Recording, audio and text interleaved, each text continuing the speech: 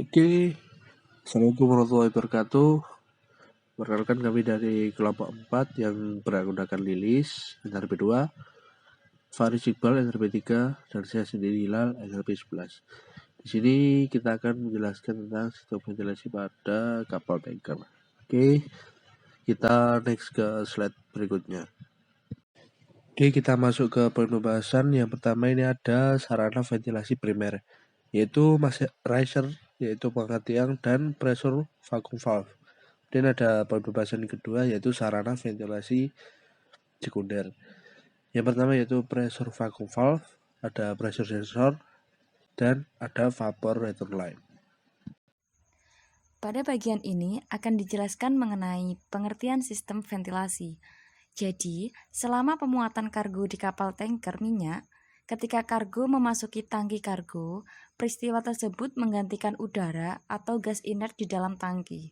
Sederhananya, udara ini atau gas inert harus dibiarkan keluar dari tangki sehingga tekanan di dalam tangki kargo berada dalam batas. Begitu juga saat bongkar muat barang di kapal tanker, saat kargo dikeluarkan dari tangki kargo, rongga yang dibuat harus diganti dengan udara atau gas inert. Nah, pengaturan dan sistem yang disediakan pada kapal tanker untuk memungkinkan udara ini keluar dari tangki kargo disebut sistem ventilasi. Pada slide selanjutnya akan dibahas mengenai cara primer dan sekunder ventilasi pada kapal tanker. Sarana ventilasi primer. Sesuai peraturan Solas bab 2, di mana pengaturan ventilasi harus dirancang dan dioperasikan untuk memastikan bahwa baik tekanan maupun vakum di tangki kargo tidak boleh melebihi parameter desain. Inilah tujuan dari sistem ventilasi. Yang menjadi permasalahan yaitu, selama proses bongkar muat, bagaimana tangki dipertahankan pada tingkat tekanan optimal? Nah, untuk mengatasi hal ini, maka akan dipasang beberapa sarana utama ventilasi yang akan dijelaskan pada slide selanjutnya. Sarana yang pertama yaitu mesh riser atau pengangkat tiang. Riser tiang adalah kapal vertikal yang dipasang ke pipa ventilasi umum dari semua tangki kargo, di mana riser tiang umumnya dipasang kapal tanker minyak mentah karena kapal ini akan selalu membawa kargo homogen di semua tangki. Karena kapal tanker minyak mentah membawa kargo homogen, tangki kargo kapal ini memiliki pipa ventilasi tangki kargo umum. Semua pipa ventilasi tangki kargo ini mengarah ke tiang riser. Riser tiang dilengkapi dengan katup yang disebut dengan katup tiang naik.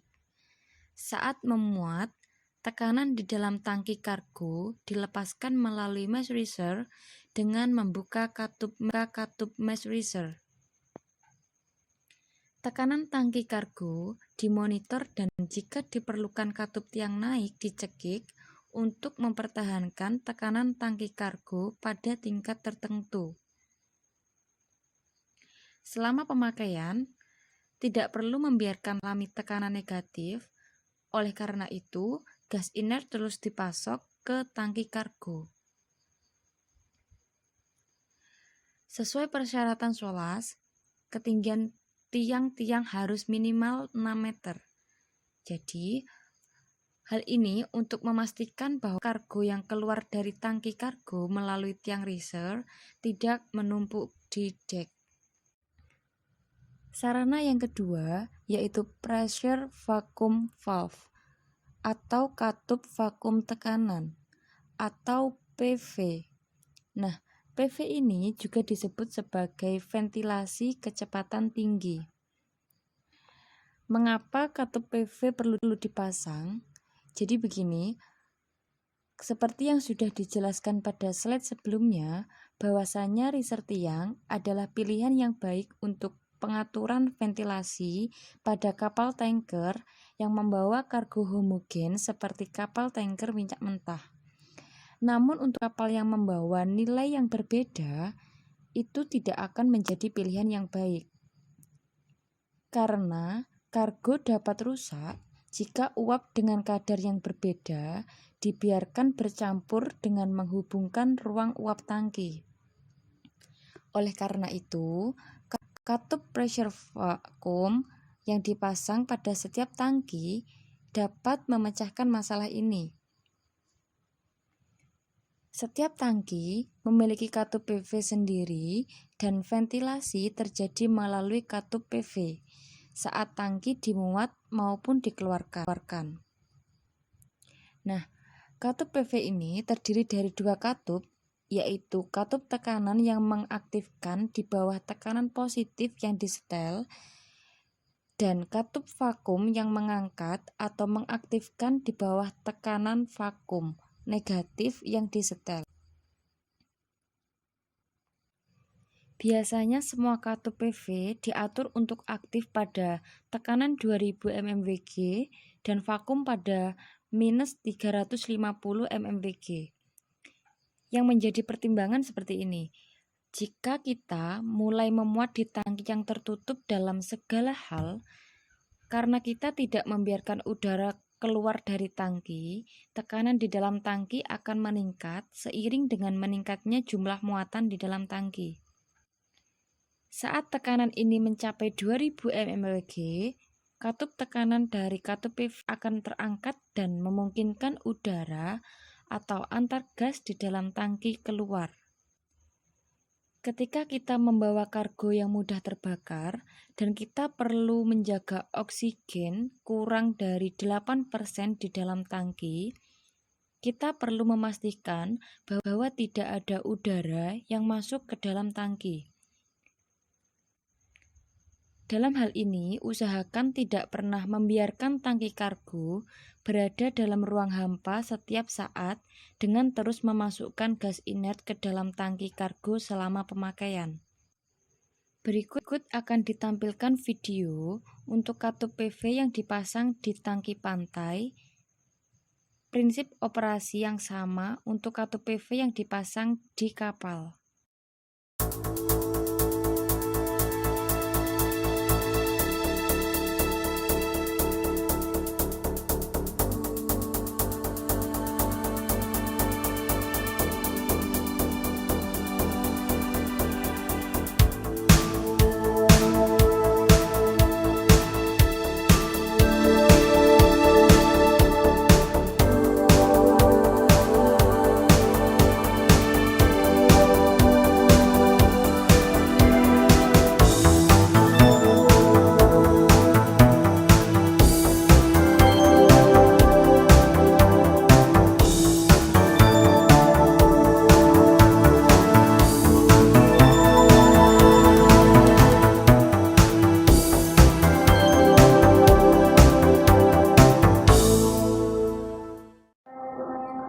B.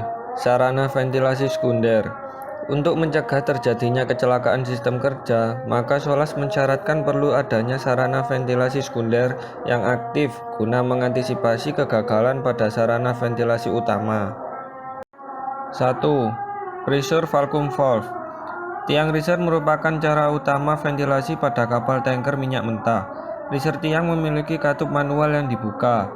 Tapi, bagaimana jika tidak ada tiang riser di kapal seperti pada kapal tanker kimia? Dapatkah katup PV yang dipasang pada tangki berfungsi sebagai sarana ventilasi sekunder?